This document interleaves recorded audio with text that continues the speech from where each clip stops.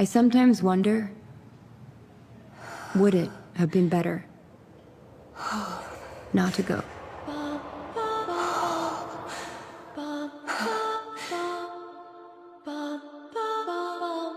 A Murder at the End of the World is a classic whodunit with a bit of a modern twist. We've all become a little like Darby Hart in a way. We've retreated from each other and we're just like at the computer. I really think we wrote this as a kind of filmic odyssey, love letter to the idea of resisting that pull.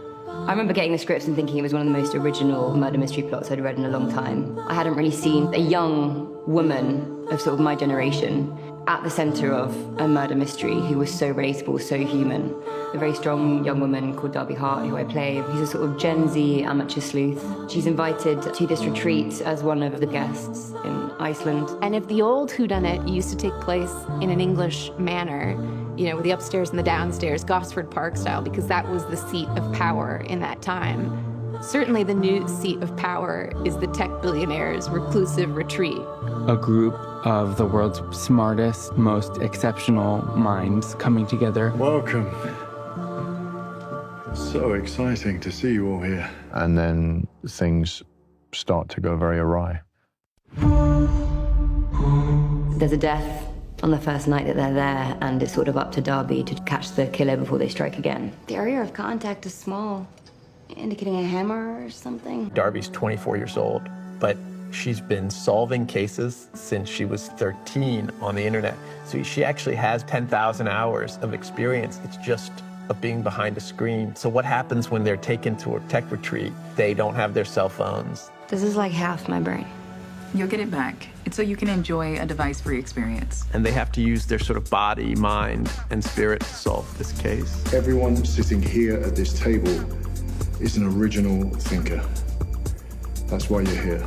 You know, I play a character called Andy Ronson, and he's a super wealthy guy at the forefront of artificial intelligence. And he pulls this group of people together to explore some wild ideas he has. We've got an incredible cast. Britt Marling, who wrote, directed, and is in it. It's also a love story. Who doesn't love that? So the dead talk to you? Yeah. What have you heard? I play a guy called Bill Farrer, who's a street artist and amateur sleuth, so he meets Darby. We kind of bond over this mutual desire to solving or looking for a murderer or looking for the missing piece of this unsolved puzzle. There are 40,000 unidentified dead in this country at any given moment. That's a lot of people. Around half of those are thought to be accidental deaths, car crashes, heart attacks. But the other half are unsolved murders.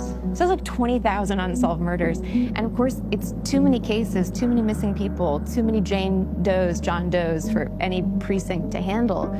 Two punk kids who grew up with the internet so they can breathe and think the way the internet thinks. And they're both misfits and outsiders, but they find each other in this like shared passion for solving these things. You're unhackable, Darby. Man would die trying.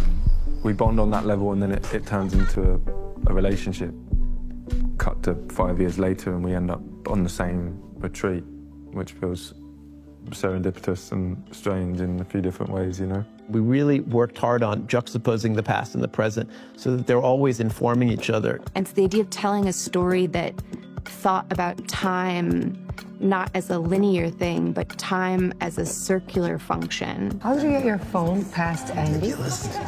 Working with Britt and Zal was really special for me as a fan of two writers and creators that I've admired from before. They're bold. They've got a unique attack on things. I think they've just weaved a really beautiful tale of a cautionary tale, a murder mystery, and a really beautiful human story.